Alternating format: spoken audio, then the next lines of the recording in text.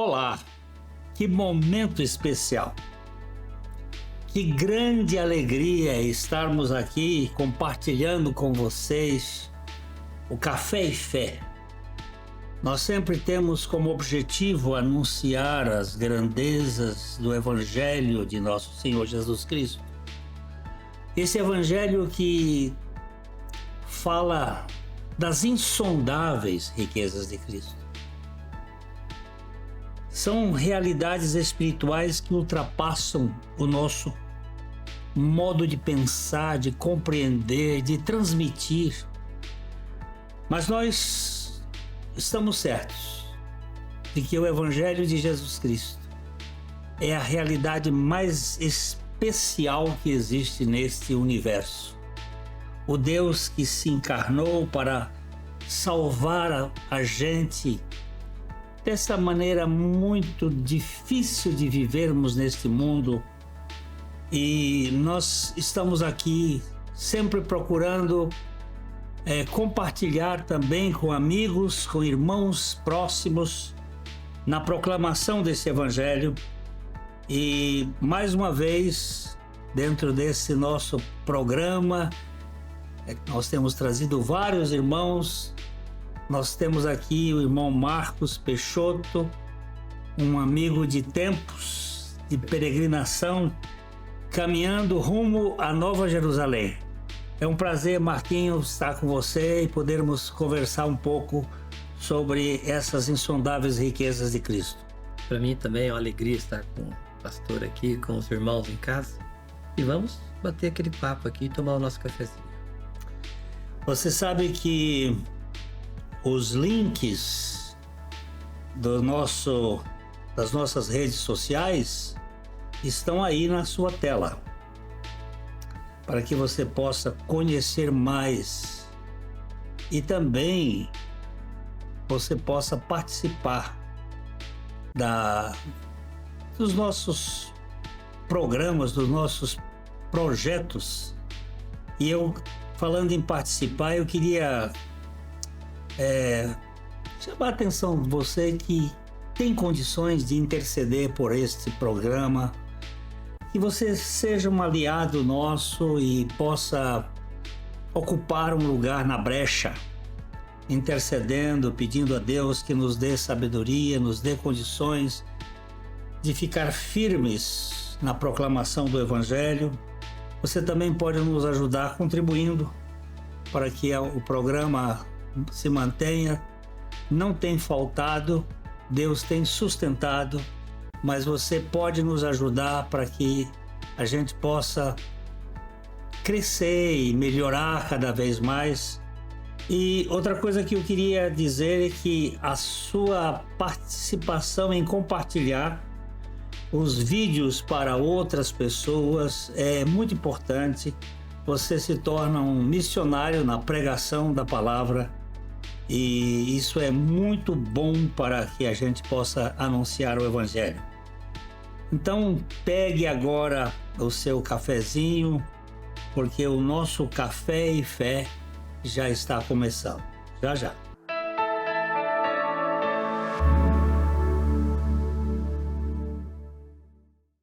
Ótica Higienópolis.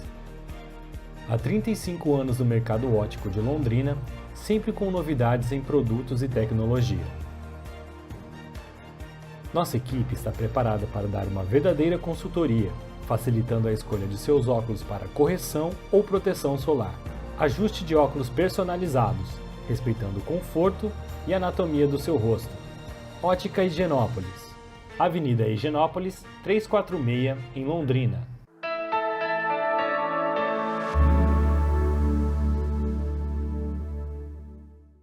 Hoje nós vamos abordar um dos temas cruciais da doutrina bíblica da redenção.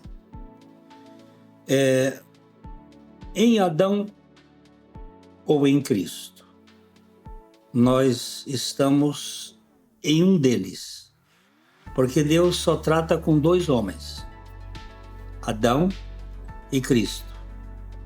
Então a união, a doutrina da nossa união com Cristo é a principal doutrina bíblica que fala da redenção.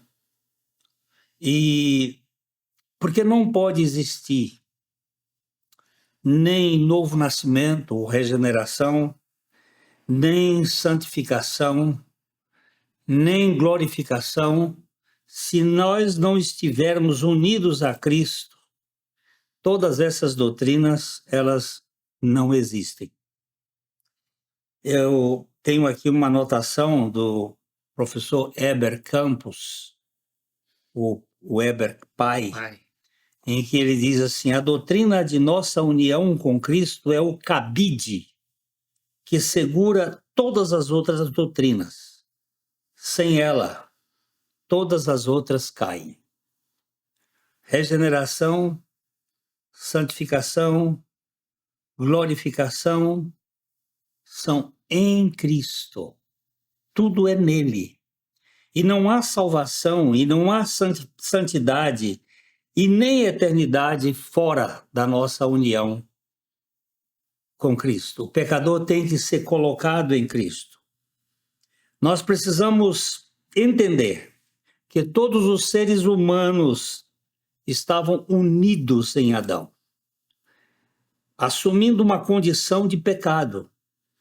Romanos capítulo 5, verso 12, ele fala de nossa identificação, de nossa união, de nosso batismo em Adão. Como é que diz aí o texto, Marcos? Portanto, assim como por um só homem entrou o pecado no mundo, e pelo pecado a morte, assim também a morte passou a todos os homens, porque todos pecaram. Então, o pecado, ele vem de um só. Um só. Todos nós estávamos Em Adão. em Adão. Isso faz com que exista uma doutrina muito interessante, que é a depravação total do ser humano. Verdade.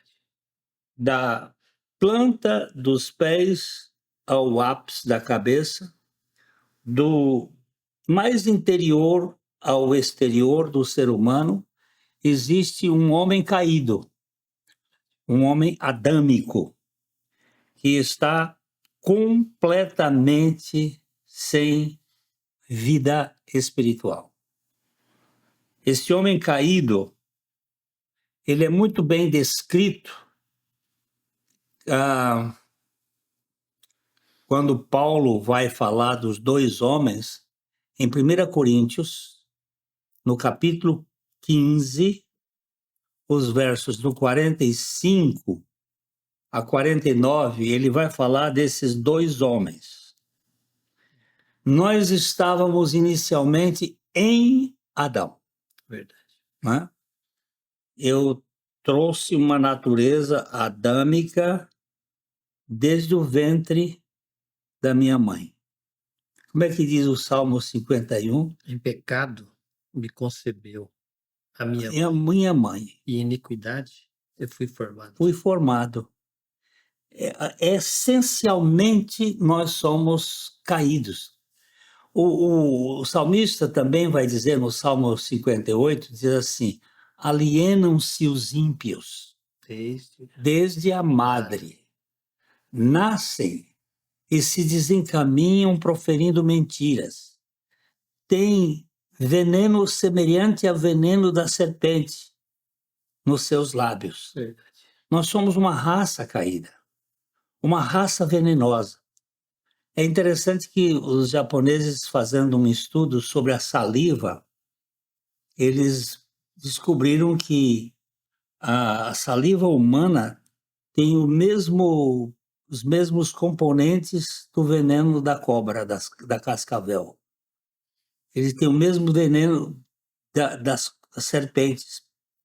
É o mesmo, só que em dose diferente, mas é a mesma estrutura.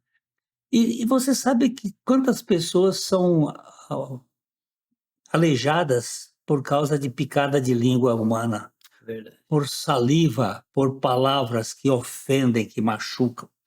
Nós somos uma raça extremamente complicada. Você me diz alguma coisa sobre isso aí? Pastor, somente. Primeira coisa, é difícil a gente acreditar nisso, ou entender isso. Como é que eu nasci um bebezinho tão querido, tão amado? Como é que tem pecado em mim? Porque se nós não olharmos para a palavra e vemos que nós nascemos desde o ventre, nós somos formados em iniquidade, e nós não aceitamos, porque eu não aceito que eu tenho problema, que eu tenho pecado, que eu estou unido a Adão. Por que que eu estou unido a Adão? Porque a palavra da cruz ela é loucura para os que se perdem. Então, quando nós vemos pelo Espírito a revelação de quem nós somos, aí começa a enxergar realmente a nossa podridão. Eu acho que começa por aí. Primeiro, eu não aceito quem eu sou. Esse é o primeiro problema.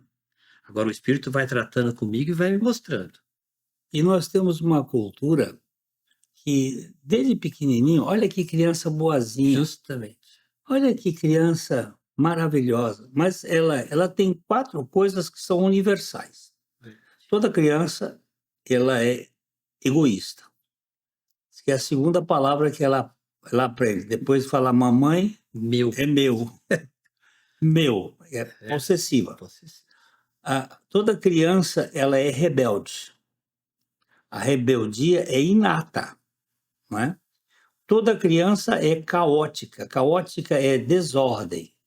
Se você der um papel sulfite, um papel para a criança, ela não dobra as pontas iguaizinhos, ela amassa, ela bota na boca, ela rasga, porque dentro dela existe um caos. E toda criança é mentirosa. A mentira é natural. Ela mente chorando sem nem falar ainda. Ela começa a manipular. Ela sabe que a maneira de manipular. Aliás, o Platão disse que quando a criança chora no primeiro dia, você tem que verificar se ela está com fome. Se ela chora no segundo dia, você tem que verificar se ela está suja. Se ela chora no terceiro dia, nasceu um déspota, nasceu um dominador. E de onde veio isso? De onde vem isso? De Adão. Ele sabe manipular e ele sabe mentir. Isso. Então, essa natureza nossa caída é uma natureza universal.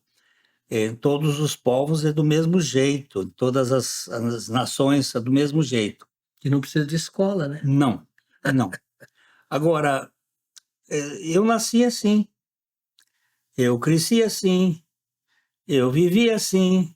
Você sempre... Gabriela é a história da universalidade da queda. E é uma depravação total. A Bíblia diz que não há bom nenhum sequer. Todos se extraviaram. A uma se fizeram inúteis. Não, o coração humano, diz o profeta, é desesperadamente corrupto. Quem o conhecerá?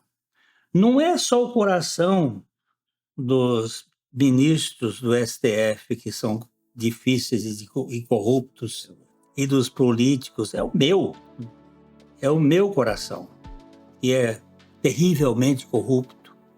E a educação, ela consegue ela consegue frustrar algumas coisas, ela consegue proibir a gente com medo e tal, mas é perverso. Tem que ter uma solução para isso, né? E que solução é essa? É nisso que nós vamos conversar um pouquinho mais, Marquinhos. Você vai me ajudar a entender como é que esse evangelho pode mudar uma pessoa. Já já a gente volta.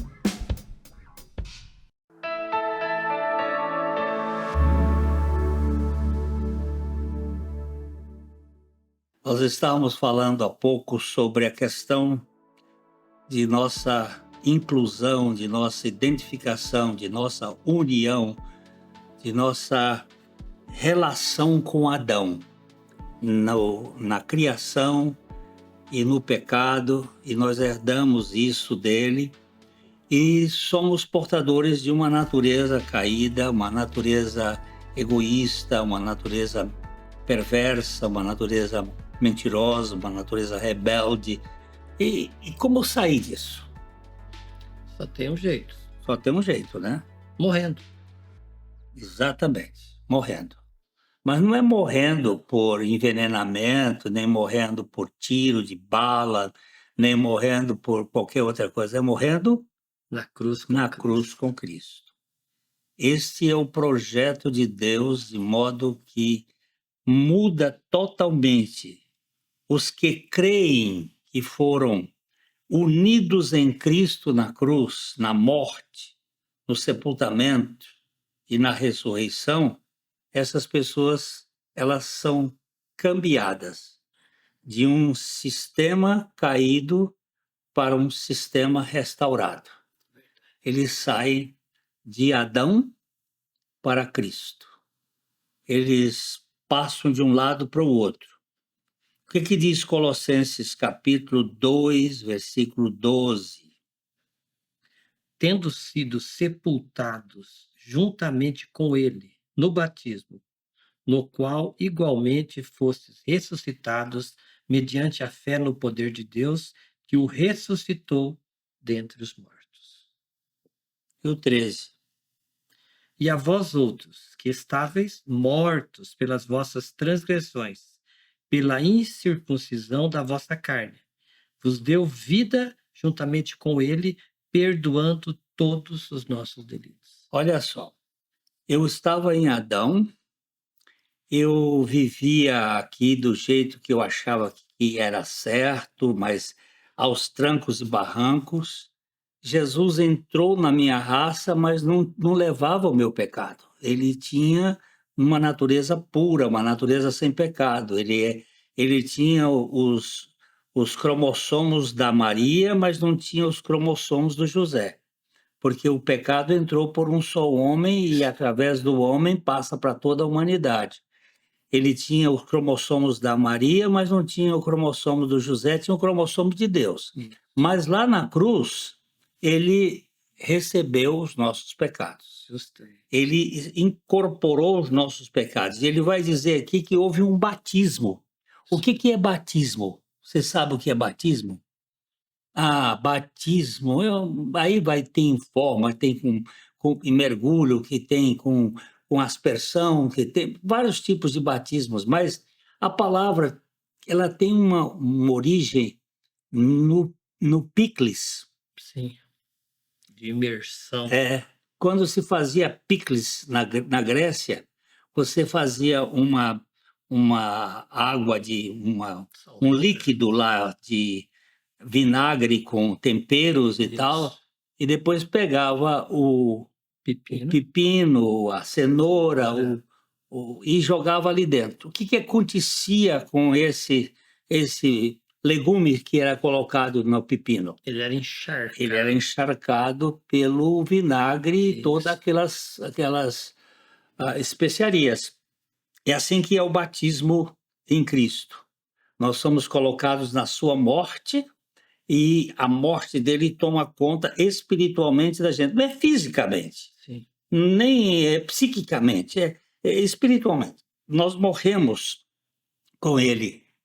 E quando ele ressuscitou, nós saímos com o sabor dele, com a natureza dele. Bom perfume. Outra forma que se entende no conceito de batismo grego é você ter... Essa minha camisa é uma camisa... Que cor é essa aqui? Rosa, um pink. Um pink. Mas eu estou enjoado dessa cor, eu quero uma cor azul. Isso. Então eu ponho uma tina, eu ponho a tintura azul ali, Isso. e eu pego a camisa e jogo ali dentro, ela vai se encharcar da tintura, depois põe para secar. Isso. É isto que se chama batismo. E ele vai dizer que nós fomos batizados na sua morte. Verdade. O que você me conta mais? É o que nós precisamos. Não tem outra maneira de nós sairmos dessa condição de filhos de Adão se não formos batizados em Cristo. Exatamente. E nós precisamos dessa revelação do Espírito para ver que aquela morte não foi a morte apenas de Cristo. Porque foi uma morte substitutiva, sim. Tudo certo. E muitos creem nessa morte de Jesus e falam, está tudo certo. Mas o evangelho completo é a nossa inclusão. Eu, quando for levantado da terra, trarei todos a mim mesmo. Eu morri com Cristo. Eu fui batizado nele. Eu fui sepultado com ele. E quando ele ressuscitou, eu ganhei a nova vida. É o que você falou. A camisa não é mais rosa, pink, é azul. Ela mudou. Teve uma nova forma. Qual é a forma que teve? Aquela Da vida de da Cristo. vida de Cristo. O próprio Francisco de Assis, ele, na oração dele, diz: amando que se é amado, é perdoando que se é perdoado, e é morrendo que se renasce para a vida eterna. Morrendo onde? Morrendo em Cristo. Não tem outra maneira. Não tem outro jeito. Nós passamos da morte para a vida por meio de Cristo Jesus. Verdade. Fisicamente, ele nos substituiu na cruz. Isso. Ele foi fisicamente. Mas espiritualmente, ele nos uniu a ele lá na cruz. Nós estávamos lá. Nossa morte e ressurreição com Cristo não foi apenas uma forma representativa ou judicial, como alguns sustentam, e sim uma realidade espiritual experimentada na vida de todo aquele que crê. Verdade. Todo aquele que crê. O apóstolo Paulo, no caminho de Damasco, o que aconteceu com ele? Caiu e ele ouviu uma voz: Saulo, Saulo, por que me persegues? E ele faz uma pergunta: quem és tu, Senhor? E ele disse: eu sou Jesus, a quem tu persegues. Mas ele estava perseguindo a quem? A igreja, os Ele cristãos. estava perseguindo os cristãos. E Jesus disse: eu sou Jesus a quem tu persegues. Porque o cristão e Cristo estão unidos. Ali é uma fusão, há uma identificação. E o apóstolo Paulo foi muito claro. O que ele diz lá em Gálatas, capítulo 2, 19 e 20? Porque eu, pela lei, morri para a lei, a fim de viver para Deus. Eu estou crucificado com Cristo. E vivo, não mais eu, mas Cristo vive em mim. E a vida que agora vivo, na carne, no corpo, vivo pela fé do Filho de Deus, que me amou e a si mesmo se entregou por mim. Lá no meu gabinete na igreja, tem esse texto. E quando alguém chega lá para conversar comigo, eu peço para ler aquilo. Lá, depois de um certo tempo, nós estamos conversando, eu peço para ler outra vez. E quando chega num pedaço mais para o fim, eu peço para... No mínimo 4 a 5 vezes o cara tem que ler aquilo ali. Mas eu vim aqui para fazer uma consulta, o senhor é psicólogo, eu vim fazer, mas a minha psicologia é da morte. É da morte com Cristo e da ressurreição. Pois é. E aí? Como é que está a sua vida? Você está onde que você está? Em Adão ou em Cristo? Pastor, essa é uma revelação que o Espírito tem que trazer para nós. Durante muito tempo, eu achei que eu estava em Cristo, mas eu estava em Adão. Eu estava dentro da igreja, que é muito diferente. Às vezes a religião cria um sistema que nos envolve e nós nos auto-enganamos pensando que estamos em Cristo, mas nós estamos apenas na igreja, ou na religião, ou no sistema. Agora, quando o Senhor vence a nossa vida e a nossa identidade muda, aí é diferente. Aí eu me identifico com Cristo, aí a minha identidade muda, porque agora eu estou em Cristo, eu estou unido a Cristo. Exatamente. Eu sempre penso assim, muita gente acha que o cristão é aquele que está na igreja. E essa teoria ou essa doutrina tem sido sustentada por alguns grupos que a pessoa se torna cristã quando está na igreja. Não, ela se torna cristã quando está em Cristo. Não é por meritocracia. O que está em Cristo deve estar na igreja. Isso. Mas não significa que estando na igreja está em Cristo. Tem muita gente que está está na igreja como Judas. Ele estava no colégio apostólico de Jesus, mas ele não tinha relação real com Jesus. Ele tinha aquela história de Adão, me perdoe, de Adão tinha comunhão com Deus, mas não tinha união. Não tinha. Não. Judas tinha comunhão com Jesus, mas não tinha união. Exatamente. E eu na igreja a mesma coisa, posso ter comunhão com os irmãos, até comunhão com Deus e tal, mas eu não tenho união. Esse é que é a diferença. Diz que a história, a vida cristã pode ser reduzida em 2 frases. Você em mim e eu em você. Isso. Você em mim na cruz. Isso. Vós em mim. A esperança. Ele diz assim, naquele dia vocês vão conhecer que eu e o Pai somos um. E vocês estarão em mim na cruz. Verdade. E eu estarei em vocês na ressurreição. Olha que beleza. Vós em mim e eu em vós. Esta é a realidade espiritual. Deus nos colocou em Cristo para que nós ganhássemos a vida de Cristo. Gente, o tempo voa e o tempo acabou. Mas eu queria deixar para você o seguinte: onde você está? Em Adão ou em Cristo? Pela graça do Senhor, Ele me trouxe para Cristo e eu morri e ressuscitei com Ele. Eu quero agradecer, Marquinho, você ter vindo aqui. É uma grande alegria. Deus abençoe a sua vida e seja um instrumento do Senhor por esse mundo afora. Aqui eu espero tomar um café com vocês até o próximo e não se esqueça daquele abraço do velho de coração para coração. Até a próxima.